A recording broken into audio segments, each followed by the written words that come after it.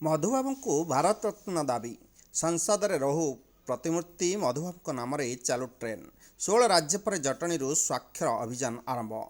उत्कलगर मधुसूदन दास को मरणोत्तर भारत रत्न प्रदान दाबी जोर धरी। एने राजधानी विभिन्न आईनजीवी समेत जटणी आईनजीवी और बुद्धिजीवी सामिल हो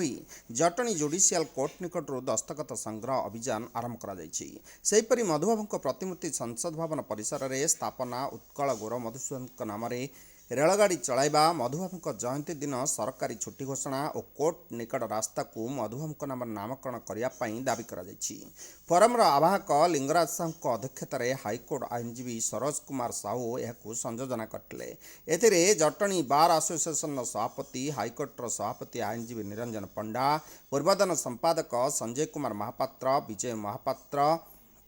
प्रभृति सामिल होते। मधुबाबू को जातिर पिता महात्मा गांधी, देशर प्रथम राष्ट्रपति बाबू राजेंद्र प्रसाद, जनसंघ तथा भारतीय जनता दल प्रतिष्ठाता श्यामा प्रसाद मुखर्जी और भारतर प्रथम प्रधानमंत्री पंडित नेहरू आदि बहु व्यक्ति किपर मधुबाबू को प्रेरणादायी व्यक्तित्व भाव सम्मान देउतले से संपर्क आलोचना करा